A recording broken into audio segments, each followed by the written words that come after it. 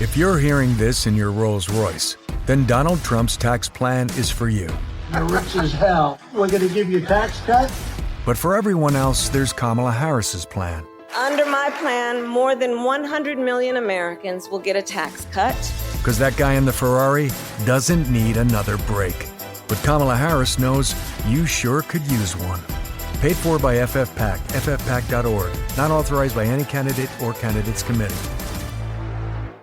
Between 1986 and 1989, on a major highway in the Commonwealth of Virginia, 3 couples are murdered, and 1 couple goes missing and presumed dead.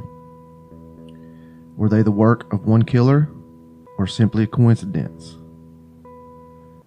You're listening to the Mysterious Brews podcast, and tonight we bring you the case of the Colonial Parkway murders.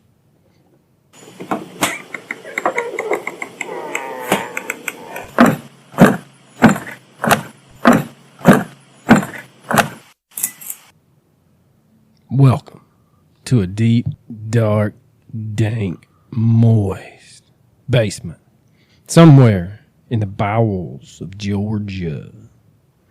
Well, I believe you sent me a... Yes, we do. Yes, we do. We got us a 5-star review, ladies and gentlemen. But we have a new 5-star review from a Casey J. This is my new favorite 5 stars. From an obsessive true crime / mysteries podcast listener, parentheses, and I've listened to them all, unparentheses. Trust me, this is that next podcast we're always searching for. The relatable hosts deliver top-tier content and humor. Think stuff you should know meets Crime Junkie with the accents of my people. I'm from Texas. Keep up the fantastic work, y'all. They're definitely talking about me. Oh, yeah, definitely. Well, what's funny is Cody Ryan sent me a TikTok video, and it's a Hooters girl saying, "Welcome to Hooters, y'all." And it says in the background, "When you come to Georgia." And she wants us to start opening like that. "Welcome to Mysterious Brews, y'all." So, Cody, that's for you. She's in quarantine, and she's read 28 books since she's been in lockdown in Australia. That's commendable. Jesus. She should come to America. Nobody fucking quarantines around here. Nope. Get it, girl, get it. I mean, we throw caution to the wind. Well, did you see the newest article? If you're vaccinated, it might be best if you go ahead and get it. It was in the Washington Post. What, I was if like, you get you the damn virus? Idiot. Yes. Well, you do build up antibodies, but the only downside is there's a chance it'll freaking kill you. So, you roll the dice, you take your chances, man. We are, as you just heard, cracking open the Devil's Backbone Vienna Lager. It is the only brewery that we can procure from the great state of Virginia. Virginia. It's for lovers. That's what I heard. But it is quite tasty for a lager. All right, we don't have any new Patreon patrons, but let's jump into the old case, shall we? Like Coach said in the opening, between 1986 and 1989, the Colonial Parkway thoroughfare in Virginia served as a killer's hunting ground. The killer or killers responsible for the Colonial Parkway murders targeted couples as they sat in their vehicles. Why do you sit in your vehicle on a parkway? Is there like some overlooks and stuff? Yes. Or are they just pulling over the side of the road necking, as they used to say? In the country. You and your girlfriend out there necking? Y'all necking? They targeted, like I said, couples, so each incident took 2 lives at the same time. Now, 6 people are confirmed dead. Another couple remains missing and presumed dead to this day. That's crazy. The Colonial Parkway is a 22-mile thoroughfare or 23-mile thoroughfare, depending on what article you read, that intersects 3 points of the historic Triangle of Virginia: Jamestown, Williamsburg, and Yorktown. The Parkway is a sightseeing drive known for its scenery and historical monuments. It is partially maintained by the National Park Service. Pull-offs feature lush foliage, memorials, tunnels, and bridges full of American history. While the drive during the day is peaceful and enjoyable, At night, it can be desolate and daunting. Since it is a national park, there are no streetlights. There are no, what you call, I guess, emergency call boxes. There's nothing out there. Long stretches of the road are devoid of any man-made light. And there's not a gas station or a convenience store for you to pull over and get some help. Sometimes, in the late 80s, early 90s, young lovers would park along these secluded stretches of road, isolated and shrouded in the darkness. So sweet. They was naked. Getting a little freak on. Freak on. All right, so we get into the first couple now. It is Kathy Thomas, 27, and Rebecca Dowski, 21.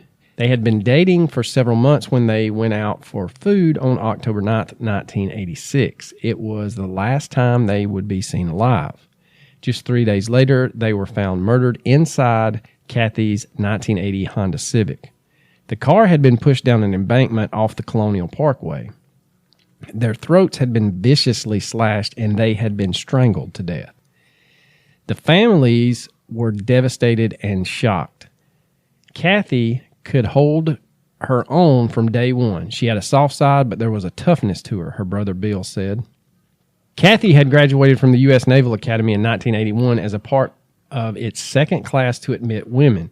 She is also one of the family members a person of a family to have gone through the Naval Academy. Her father went through, she went through, and her brother also went through. Just before her death, she had left the Navy. At the time, it was not as open as it is now, and gays and lesbians were banned from the Navy. From the Navy? All services. And she had been investigated by 9 agents regarding her sexuality, according to her brother. Jesus. Yeah. That's a lot of time and effort and monetary. A whole lot of wasted money. Yeah, commitment to find out if somebody's gay. That's ridiculous. It is ridiculous. After leaving the armed forces, she had transitioned into a successful career as a stockbroker. Kathy had also entered into a relationship with Rebecca Dowski, and the two were known to regularly visit the area of the Colonial Parkway. Now, Dowski was younger by 6 years, and she was still a student at the College of William and Mary. She worked 2 jobs while maintaining her education. One was caring for toddlers at a daycare center, and the other was the college's English department clerk. According to her sister-in-law, Jenny Minarick, she enjoyed going to the Gap and dressing well. Whatever the trend was, she was just a beautiful woman. But Gap was around back then? Yeah, that's what I heard it was. Now, on October 12th, 1986, a jogger spotted a white Honda Civic sitting on the riverbank at the Cheatham Annex Overlook in Williamsburg, Virginia. The vehicle had veered off the path and into a thick, dense undergrowth, only a few feet from a 15-foot drop into the York River. The jogger assumed that a drunk driver might have accidentally swerved and left their car there. He called authorities, who discovered that it wasn't a drunk driver, and inside they found the dead bodies of 21-year-old Rebecca Dowski and 27-year-old Kathleen Kathy Thomas, and they both had been missing for 3 days. Kathy's body lay in the hatchback, while Rebecca's body was in the back seat. Now, according to what you read, the authorities, which since it's a national park, the FBI has jurisdiction. Now, the park rangers will call the local county that stretch falls into if it is some kind of, minor traffic violation or something like that. But yeah, you're going to get the FBI involved for speeding. You don't want that speeding ticket, I can assure you. No, I'm pretty sure those are a little bit more expensive. Now, there was very little blood found in the vehicle, and indicating to authorities that the murder had occurred somewhere else. Like I was saying about the chain of evidence, whatever. When they first see the car, it is on such a steep decline almost into the river that they have to tow it out. But they were trying to figure out the people that were first on the scene if they were asleep, so they wound up busting the back glass, totally contaminating any fingerprints or anything left on the hatchback. But an autopsy report showed that both Dowski and Thomas had suffered death by strangulation. They were bound with rope and had their throats slit. The killer attempted to burn the bodies and the vehicle with diesel fuel, but failed to do so. The scene became immediately labeled as a double homicide. But since there was no evidence of sexual assault and nothing had been stolen from the victims, law enforcement struggled to ascertain a motive. Now we get into the second couple, and it's still unclear what David Knobling, 20, and Robin Edwards, 14, were doing together the night of their murder in 1987. Oh.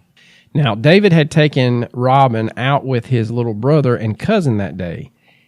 He dropped Robin off at her home, but later that night, she snuck out to meet him. Ooh, that's not nice. No, it's not.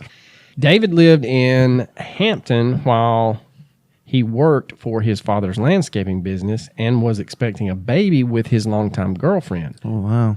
By all accounts, his truck was his most prized possession. Now, Robin had struggled with her mental health and was prone to running away and some reckless behavior. However, her sister Jeanette Santiago stated that Robin, who she described as, quote, full of energy and not afraid of anything, had entered therapy and made remarkable progress in the months before her murder. On September 21st, 1987, a patrolling park ranger discovered a vehicle on the bank of the James River in Virginia. The particular area was a notable lover's lane, so it was common to find parked cars on the roadside. However, the officer found the black Ford Ranger with both doors open, the driver's window partially rolled down, the engine running, the radio playing, and the windshield wipers still going. A wallet lay on the dashboard, and there was no one inside, only a neat pile of folded clothes, including men's and women's underwear. The vehicle belonged to David Knobling. It wasn't until 2 days later on September 23rd that another separate jogger uncovered what he believed to be a bundle of clothes washed up on the bank of the James River. Upon closer inspection, he found it was and tangled up like someone had thrown a huge pile of clothes into the river. After calling the authorities, they discover the body of 14-year-old Robin Edwards around 100 feet away. Then police find the body of David also washed up on the riverbank. Someone had shot Robin in the head execution style, and David suffered the same fate. There were additional gunshot wounds to his shoulder. Both bodies were partially clothed. Robin was found with her jeans unfastened and her bra around her neck. Oh, wow. Despite Robin being underage and David having a pregnant girlfriend, the two were believed to be romantically involved. With the circumstances being similar to the double homicide the previous year, approximately 11 months earlier, police quickly linked the two crimes, but due to lack of evidence and a lack of leads, the trail went cold. So now we fast forward 7 months, and we get to April the 10th, 1988. And there were two students from Christopher Newport University who had vanished. 20-year-old Richard Call and 18-year-old Cassandra Haley. They were on their first date that evening, but neither returned home. The following day, Richard's red 1982 Toyota Celica was found near the York River overlook along the Colonial Parkway. Guess who finds it? Another jogger. They like to run back in the 80s. I don't get it. I don't either. I'm not a runner, Me man. either, man. I just don't. You see me running, I'm running out of bullets and throwing my gun at whatever's chasing me. You know, I never understood that. Like, when you watch action movies, like when they run out of bullets, they just drop the gun. It's like, bro, that's expensive. You just dropped a pristine AK-47. That's a couple $1,000s. You can pistol whip someone with a rifle. You should probably hang on to that. Richard's car was discovered just 3 miles from where the bodies of David Knobling and Robin Edwards were found. Richard's driver's side door was open, and his wallet and Cassandra's purse lay inside. There was no one inside the vehicle. Investigators found 2 piles of clothes and some of their personal belongings. Police later confirmed that it was the same clothing Richard and Cassandra wore that night they disappeared. All that is known at this time is that Richard and Cassandra were last seen alive at approximately 1:30 a.m. at a party in Newport News, Virginia, and that nearly all of the clothes that Richard and Cassandra were wearing that day were found in the car. Police dogs tracked the 2 students sent to the York River shoreline, but both of them are missing to this day. The most prevalent theory is that their bodies washed away with the river flow. However, again, a lot of times, even if you're whisked away, you're found later. I mean, it's pretty hard to not be found at all. I know we did Brandon Swanson a few weeks ago, and he was never found, but that doesn't mean he was in the river either. He could have just, I don't know. Anyway, go ahead. Now, if you want to hear that about Brandon Swanson, go listen to that episode. There are some investigators that are reluctant to tie Richard and Cassandra's disappearance to the Colonial Parkway killer since there's not any bodies. But everything else matches up. Well, it is hard to prove a murder if there's no body. These 2 could have just, willingly disappeared. They could have been abducted by aliens. It could have been Sam Squatch. Could have been anything. So, now, Richard was a computer science major and, according to his brother, an old soul in a way. He was shy at first, but once you got to know him, he opened up. Richard loved going to the beach and was especially fond of his car. He was always washing it, his sister Joyce Call Canada told the Virginia pilot. Cassandra, meanwhile, was a college freshman who modeled and taught gymnastics, according to the outlet newspaper. Sandy was unique. There was nobody she wasn't going to be a friend to. She was very generous with everything, Joanne Haley, her mother, said. So now we get to September the 5th, 1989, and this is another young couple from Virginia, 21-year-old Daniel Lauer and his brother's girlfriend, 18-year-old Anna Marie Phelps. Oh, wow. Oh, what are they doing? I know. That's kind of strange, but all right, keep going. Don't want to sully their good names because I can't prove anything, and I don't want anyone mad at me. Now, authorities quickly linked the previous murderers, especially as Phelps and Lauer matched other recent victim profiles. Within 24 hours, transportation officials discovered Daniel's Chevy Nova abandoned at the I-65 New Kent rest stop. Bizarrely, the car faced the opposite direction of Daniel's alleged destination of Virginia Beach. Both driver and passenger side doors were unlocked with the keys still in the ignition. Even stranger was that police found dirt and grass stains on the vehicle's underside, suggesting the car recently drove through the woods. Investigators found this suspicious since Daniel had no reason to veer off of the I-64 into any grassy areas. One of the most prominent theories is that someone other than Daniel drove the vehicle and abandoned it at the rest stop. For 6 weeks, the bodies of Daniel and Anne Marie remained unaccounted for. But on October 19th, 1989, 2 hunters stumbled across the skeletal remains of both of them right off I-64 between Richmond and Williamsburg, around 2 miles from the dump site of Daniel's car. An electric blanket taken from Daniel's vehicle covered the decomposed bodies. Due to the level of decomposition in both bodies, medical examiners couldn't determine a cause of death for either victim. However, Anne Marie suffered multiple stab wounds to her abdomen, which may have been what killed her. Police assume Daniel died in a similar fashion. This evidence marked the first lacerations found on a potential Colonial Parkway killer victim. Anna Marie Phelps and Daniel, according to other news outlets, were not a romantic couple. Phelps who family members described as having a very sharp wit, was dating Lauer's younger brother, whom she lived with in Virginia Beach. However, the young couple was struggling financially, so Daniel had agreed to move in with them to help them out with the money situation. Okay, so it could have been an innocent thing. Right. He could have just been taking her somewhere. Now, Daniel needed to go back home to get his belongings, and Anna Marie decided to accompany him for the drive to see her own family in their hometown.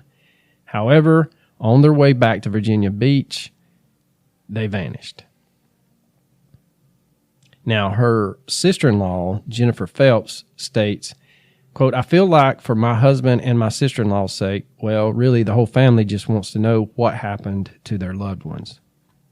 That is the 4 main couples that are tied to the Colonial Parkway murders. There is an outlier and possible 5th couple that is tied. But officially, if you look it up on Wikipedia, it only goes over the first 4 couples that we've discussed. Now, 7 years after Daniel and Anne Marie were found murdered, on Sunday, May 19th, 1996, a same-sex couple, 24-year-old Julie Williams and 26-year-old Lolly Winans, began a backpacking trip through the Shenandoah National Park with their golden retriever, Taj. That night, the couple made camp near a mountain stream just a few feet away from a horse trail. The couple was last seen alive by a park ranger on May 24th. Now, Julie was born in St. Cloud, Minnesota, and she was a sport lover, winning the Minnesota State Double Tennis Championships in high school. And after high school, Julie began studying geology at Carleton College in Northfield, Minnesota. Her studies led her to move to Greek Macedonia and then to Italy to study the extinction of the dinosaurs. People who knew Julie from her time in college remembered her as an amazing and smart student who was passionate about geology and couldn't wait to get out of the classroom to get into the field. When Julie came back home after her trip to Europe, she decided to take some time off from college and figure out her life. She was very insecure about the very light quiver in her voice, and she was also struggling with her sexual orientation. Even though she dated men her whole life, Julie started to accept she was a lesbian and decided to move to Richmond. You know, when women date men their whole lives, I'm surprised more of them don't realize they're lesbians. Like, men are horrible, dude. Like, for real. Just saying. Tell me I'm wrong. You're not. There we go.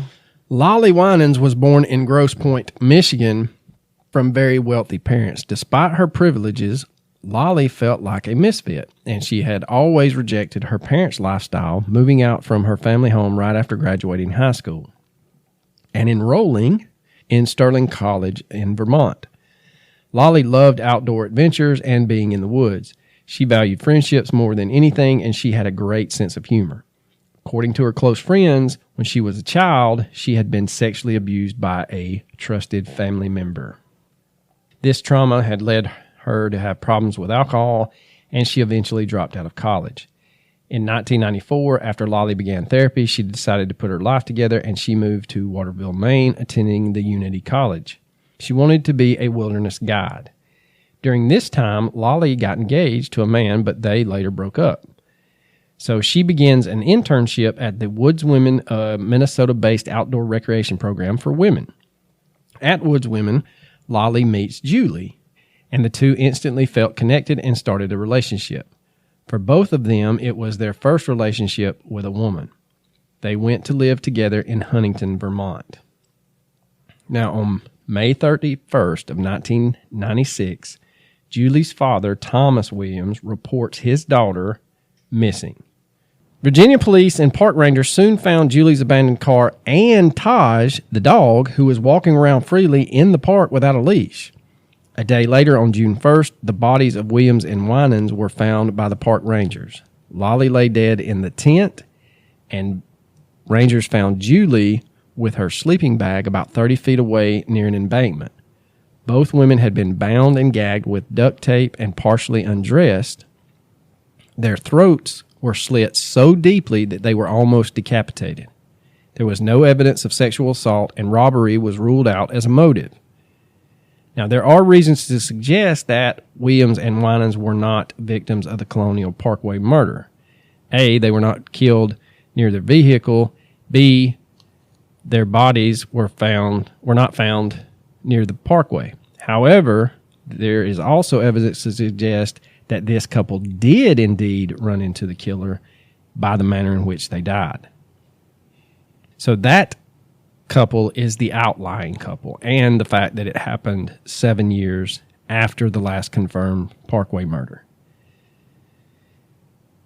Now, the case goes cold, and it has been cold either since 1989 if you believe there were only 4 couples, or it's been cold since 1996 if you believe that the 5th couple was indeed the work of the same killer or killers. It's clearly the work of the devil. Yes, somebody has some screws loose. Yeah. Now, in 2009, the FBI, air quotes, unintentionally generated new interest in the case when sensitive photos from the crime scenes were leaked to the public. That's terrible. Yes. These photos showed... I mean, I would look. I would definitely look. I'm not looking. But I can't do that shit. That's a terrible thing to do. All right, so not only did these photos show some sensitive things that families don't necessarily need to see when they search their loved ones on the internet, they also showed that the one couple had been shot execution style, and the other couple whose skeletal remains were found had been stabbed. They also showed how the 8 bodies were left after their death.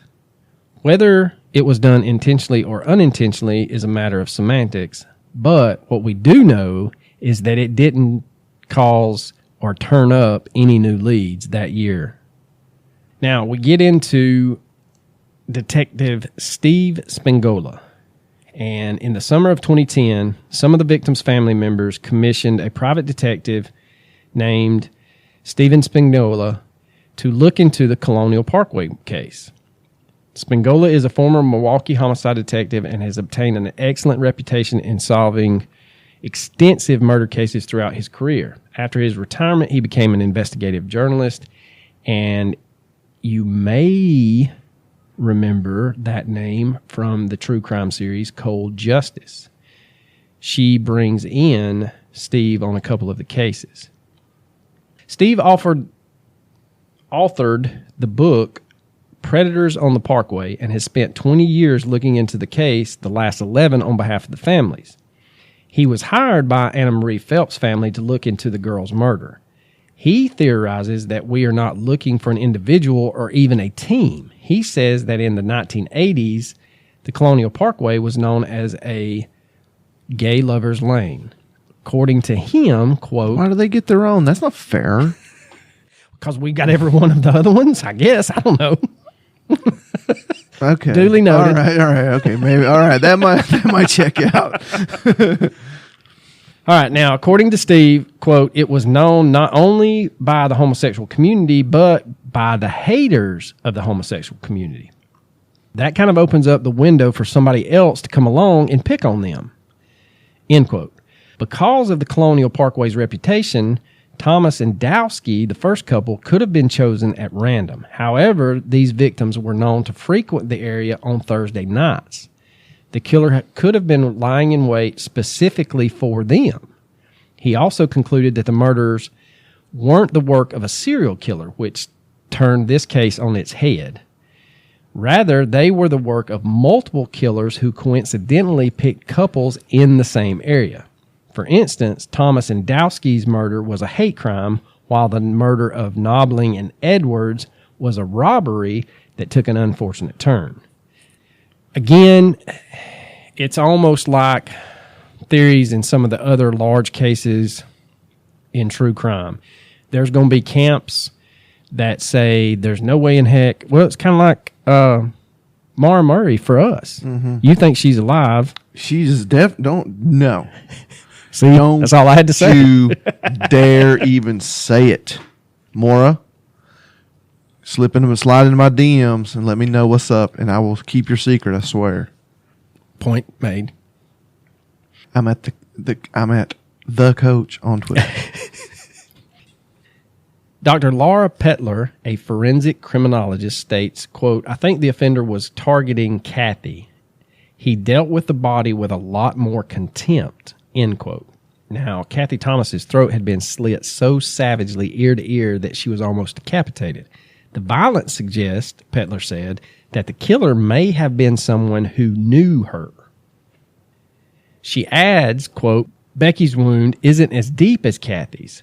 They're very, very different in force and intensity. Becky was just collateral damage, end quote. Now, the theory the first murder was a targeted hate crime adds weight to the notion the murders were unconnected events. It also fuels a theory about a possible copycat killer who used the 1986 Parkway slayings as a way to misdirect investigations into the 1988 double homicide. So now we get into some more theories. Nuh-uh. Yeah, we do, Bubba. Okay. The first one is it is the work of a serial killer individual or a serial killer team. Well, I mean, the change of tactics would argue against that. Or maybe they just...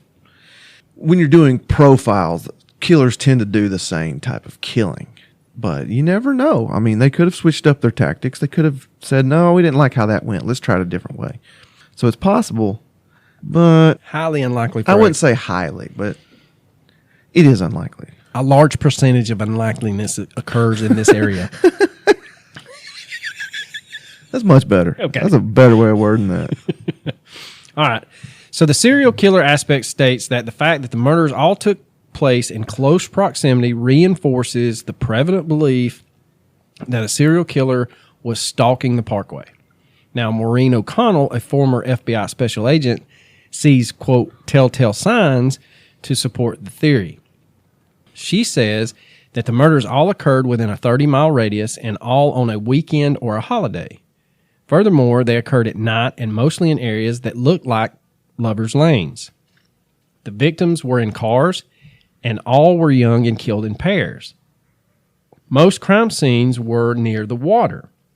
However, there is a pattern that O'Connell said she, quote, cannot ignore.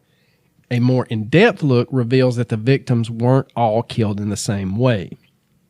Kathy Thomas, 27, and Rebecca Dowski, 21, were strangled and had their throats cut in 1986. David Knobling, 20, and Robin Edwards, 14, were shot in 1987.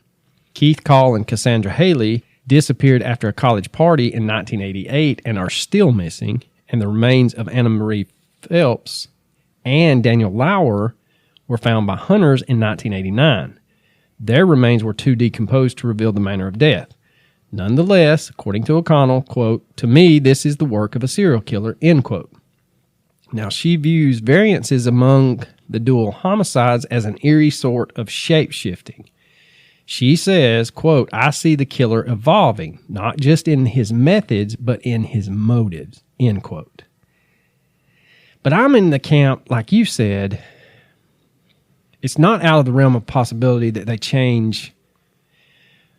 But if you start with a knife, most of the time, criminal profilers will tell you that is up close, personal. And I hate to say this, but I mean, heck, we are a true crime podcast. Go ahead and say it, man. The people want to hear you. They get, most of your killers that use a knife get off on that adrenaline rush of being up close and personal. They also, some serial killers that have used knives as their main means of killing, it is a sexual gratification. Yeah, there was I can't remember his name, and I don't care to because he's a serial killer, so who gives a shit? But there was an interview with a serial killer who stated that the first time he ever sunk a knife into someone's throat, he felt like God. He knew he found his calling, is what he said. He was like, I knew that that's what I wanted to do forever. He's like, it just felt so good, and it was so satisfying. He's like, God. And at that point, I relive the movie Seven, and I shoot the guy in the head. Sorry, just saying. All right. So now we get into a very prominent theory is the killer or killers were posing as either law enforcement officers or they actually were law enforcement officers. Oh, that's intriguing. Now, many believe the homicides are connected because they believe the killer presented himself as a police officer or a park ranger or someone with a uniform and a badge. It helps to explain how the killer could take control of two people at once. Fueling this belief is the fact that the victim's car windows were found rolled down at most of the crime scenes. According to Irvin Wells, a retired FBI special agent, he told the Oxygen Network's special on Lover's Lane murders that it suggests the driver was responding to authority. Wallets found open in the victim's vehicles, on the floor and on the dashboard, respectively, in the first and third homicides, add weight to the law enforcement theory. Now, famous FBI profiler Jim Clemente states that they could have been preparing to show their license or registration. Quote, that tells me that either they were getting ready because they thought they were pulled over by a police officer or park ranger, or whoever approached them pretended to be a cop or was a cop, end quote. I mean, do you really? I don't know. I'm thinking pretending's more like it. I just don't want to think that. Well, I mean, why wouldn't I? But I don't want to think that a law enforcement officer could really be a serial killer. But I mean, crazier things have happened. Well, I just think back, and here's the thing. I mean, I know that the whole thing with the thin blue line and cops and stuff. You think they're really going to protect a serial killer, though? No. That's not what I'm saying. Okay. I'm saying I kind of tie it into, and it's not. I don't know if it's a soapbox of mine, but it's kind of like our profession. I mean, I can open up the internet and I can find probably 50 teachers who have had inappropriate relationships with students. Hell, we probably know 50. We may know 50 between us. No, I worked with one that's in jail right now because she had relations with a student. And how'd she get caught? He was bragging about it. Well, here's the thing, though. Does that mean that all teachers are pervy perversons? I assure you, my freedom is far more valuable than any female student I might teach. I am not, under any circumstances. Like, I've never even seen an attractive student. They don't exist to me. No threats of anything from me, I can assure you. Sorry, I was silent No, in that you're situation fine. You're because choking on your beer. that was a lot bigger swallower than I thought it was going to be. You're trying to get drunk. Well, it is Thursday. Trying to relive my college days. Oh, Thirsty Thursday is a real thing. Okay, so the point I'm trying to tie into this is not all teachers are pieces of shit, pervy perversons. Just like not all police officers are pieces of shit that do stupid stuff. Now, again, we could probably come up with 50 police officers between the two of us that think that God handed them the badge. Yeah, half of them's pulled me over. Well, they may be on something there. Oh, come on now. But I guess my thing is, I'm like you. I don't think that, I mean, it's not out of the realm of possibility, of course, but I'm like you. I don't think that they're going to protect. There's got to be a limit to their. I mean, this ain't. To their willingness to support their fellow police officers no matter what. Well, it's You might turn a blind eye to racketeering, prostitution, drugs. This guy confiscated a rock of cocaine. Instead of arresting him, he went home and smoked it. You might protect somebody like that. But a dang serial killer? No. Come on, man. Come on, man. There's limitations to everything. All right. Now, although all that pontification I just went through is plausible and it's compelling, You had to have learned that word like no evidence recently. You're like, I'm going to use it. that it was a law enforcement has ever come to light, said former prosecutor Lonnie Coombs. The other theory, and we kind of touched on this when we talked about the Steve Spingola theory, is the hate crime theory. And that is the first murder was a targeted hate crime, and that would add weight to the murders are unconnected.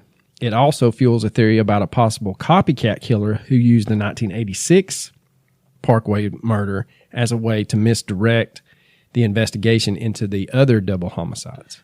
That's pretty strange, but I mean, it's again, we can't rule it out. No. Now we get into what some on the interwebs was calling the moral enforcer. Now, this is kind of along the same lines as the hate crime. And this states that there is a possibility that the murders happened at the hand of a, quote, moral enforcer who viewed homosexuality, public sex, or a 20-year-old man with a teenager as punishable acts, according to Jim Clemente. Which is strange because, that's a sin, so I'm going to murder. You're okay with murder, but you draw the line at homosexuality. It's an odd choice, but okay. Well, that's the same Bible beaters, and I'm not saying that. Yeah, you are. Okay, I am. Say it out loud. It's the same as the Bible beaters going Sunday and telling everybody that, that you got to be walking under the limbs of the tree at the foot of the cross, and then they go home and slap the shit out of their wives. Oh, there's plenty of them. That's what I'm saying. He may have been watching victims, according to Clemente, and when the opportunity arose, he became a predator.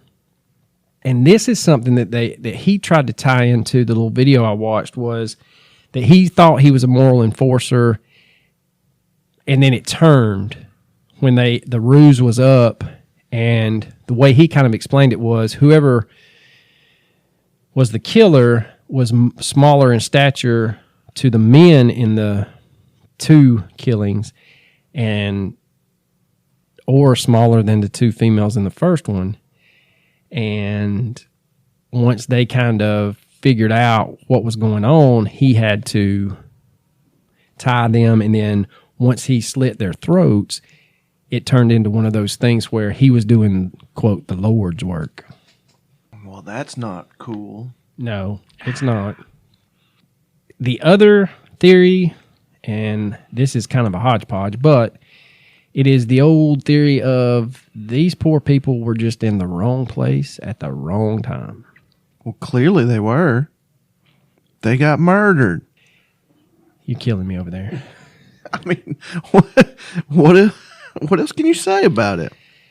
Carl Knobling, the father of David Knobling, his theory states that their murder didn't have any sinister overtones. It all happened because they just happened to be at the wrong place at the wrong time.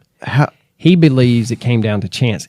And I don't know, there was definitely sinister undertones. They got murdered. Well, the way he kind of dealt with it was that, now he was saying that David was trying to help out his little brother that day, and that's how him and Robin came to be in the same car at the same time. And she was sneaking out to see his little brother, not sneaking out to rendezvous with him. Gotcha. Okay, that makes sense. It does, and I guess that situation would be like, and this is nowhere near the severity of these cases, but it's like when I coached and I would stop and try to get a cup of coffee to make it home from watching film after Friday night. And then you go into that gas station. Before you even open the door, you're like, Lord, please, A, don't let there be any drunks. B, don't let there be any drunks that I know in here. And it's one of those things, you just happen to pick the wrong gas station at the wrong time and you run into some dumbass and now you got to talk to them and it's 3 o'clock in the morning and just shut the hell up. I want a cup of coffee so I don't kill people. I understand that's not the same thing, but I'm just trying to tie it into the wrong place, wrong time. It's really not the same. Well, listen, you ate a damn blueberry ice cream cone. You wouldn't bring me one, then you ate the whole damn thing in front of me. It was delicious, too. That's what I hear, but hell, I've never had one. I mean, they sell them right down the road. No, it's not right down the road. That's 2 blocks now. Kiss my ass. All right. You're not willing to walk 2 blocks for ice cream? You don't deserve it. Oh, that hurts in this little area right here. He's touching his penis, guys. It don't hurt down there. I promise you that. It's a little area, though. I like how you went there. Oh, he's here all week, people. Tip your waitresses.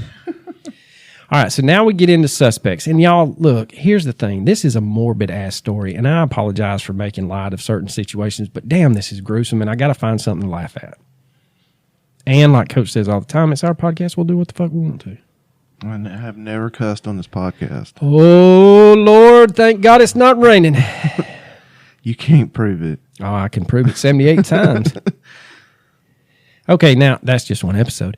We get into suspects, and this is where I'm not going to bore you with the details, and if you are thank God. interested in any of these, you can look them up on your own between Candy Crush games. Now, the first one is... Wow, I feel attacked. Fred Atwell, and he was one of the more prevalent suspects in the Parkway murders. He actually inserted himself into the investigation, and then to one-up, this dumbass exploited the families of the victims for financial gain. Not only is he a piece of shit, he one-ups his piece of shitness. They never could tie him to anything dealing with the murders. How are you going to try to exploit the victims of the family members of murder victims? That is Same just way them cocksuckers do when there's a natural disaster. Who does? All them people send money here, and we'll buy them natural disasters water. You don't think they actually do that? You think they're just taking advantage? Yeah. Oh, I'm not saying the Red Cross God. does that. I'm just saying that your Joe Blow down there at the church passing the offering plate. Oh, okay. Maybe those people. I'm not going to argue. Now, Fred was a former police officer, so that when he came onto the radar kind of fueled some of those previous theories that we talked about. Now, another suspect was Daryl David Rice. Now, he is a nice one. He was suspected in the murder of Julie Williams and Lolly Winans, the fifth outlier couple. And he was even indicted for their murder before a piece of forensic evidence made the case against him fall apart. He has been convicted in attacks on women and is also a suspect in the Route 29 stalker case. He was also suspected in the murder of Alicia Showalter Reynolds, who disappeared on her way to meet her mother. This guy's been busy. This guy's a piece of shit. Well, yeah, but he's busy, piece of shit. The next suspect is Richard Ivanitz, and he was considered by some to be a prevalent suspect in the Colonial Parkway case. There's not a whole lot of background information on why he was considered to be a suspect, and I couldn't find a mugshot of said POS, but again, if you would like to dive deeper, Richard Ivanitz, Evonitz. And then the final suspect that I found was Michael Nicolaou. He was a veteran with a violent temper. And here's the kicker on this one. Wherever he moved, serial killings seemed to follow. Oh, so he automatically it's him just because he happens to move to places that serial killings happen. There's no evidence. You can't blame this guy. Well, he ultimately killed himself after he killed his wife and his stepdaughter. Oh, what a piece of shit. He was him. You don't want to sully the name of a dead man, do you? He did it. I mean, I don't have any evidence, but he did it. There's some pictures of him. We'll put this on our social media, and I've been pretty good, you piece of poo-poo. I've been getting good. Yeah, no, you have not. Just because you put up pictures of Antarctica doesn't mean you're getting good at this. I'm pretty sure there's some more episodes I did what I said I was going to do, okay? I mean, I do edit it and write down stuff. Okay, so here's the deal. This is our feeble attempt at one of the greater unsolved true crime cases. There are plenty of other true crime podcasts out there that... Plenty? Say it. True Crime Garage. No. Plenty. Not plenty, a... Bountiful. Plethora. There you go. A plethora of other cases. Come on, man. There are a lot of podcasts out there that do a much better job at diving deeper and getting into the nitty-gritty details of this case. One such podcast, of course, is True Crime Garage. They do a phenomenal job. And there is a newer podcast, and it is specifically for the Colonial Parkway murders. And I am looking right now. It appears they have 12 to, no, they got more than that, 20, I believe, just dealing with the Parkway murders. And it's called Mind Over Murder. They started this off because they were extremely interested in this case, and it led to several cases, and they have a great production team and research team that we don't have. Nope. And I would be one hell of a researcher if this was all I did. But that's not why y'all tune in. You tune in to hear us be stupid. Well, one of us. You're welcome. But anyway, with that said, do you have any final theories? Or well, I guess that's what we need to do. Is what do you think? I mean, I talked about all those theories. Do you think it's the work of one, or do you think it's the work of more? See, I don't know, man. I really the fact that they changed up styles kind of wants me to say it was multiple, but I'm gonna say it was one the same team, maybe. If it was whether it was an individual or a team, the same perpetrators or perpetrator committed all the crimes. Well, see, I can almost see serial killers as a team where one starts and then they're like, no, it's my turn next. And then they don't stab, they shoot. And then they're like, no, you idiot, they can tie. That kind of dynamic. But I think there's something to the theory of the windows being rolled down, their purses being out, the wallets being out. I think they thought whether, they saw a uniform or if they just someone was approaching the car in a manner that led them to believe it was some person of authority. I would buy into that. I mean, heck, you can even, I even can see the Spingola side of it, where it was a hate crime, and then someone saw an opportunity to kind of get rid of two couples that were questionable relationships, and then that last one is another hate crime at the end, kind of a one-up thumb to the nose of everyone. Mm-hmm. I mean, you can make an argument for just about every theory out there, so I don't know. This one's hard for me to pick a camp and stay in it. But recommendations? Well, I'm just going to say it's pretty hard to get away with murder, and to get away with murder several times and not get caught at all. No. I mean, we read out a list of suspects, but there's definitely no one been charged. No real evidence to connect any of them to this. That's pretty difficult to do, even back then. So. Who knows? Well, my recommendation is if you have access to Oxygen or Oxygen on Demand, look at I think it's a 4-part series, Lovers Lane Murders. They touch on the Colonial Parkway. They have some great people. They have several retired FBI agents. They have retired prosecutors. They have Jim Clemente. And speaking of which, he has his own podcast, Real Crime Profiles, and he covers each case as an episode, and he does a great job of giving his 2 cents as well. Your recommendation, sir? I don't really have one. I didn't think of anything, so I'm just going to say, hug your loved ones, because you never know when they're going to be gone. I'll tell you that much. Yep. Well, ladies and gentlemen, that will do it for this episode. Deuces.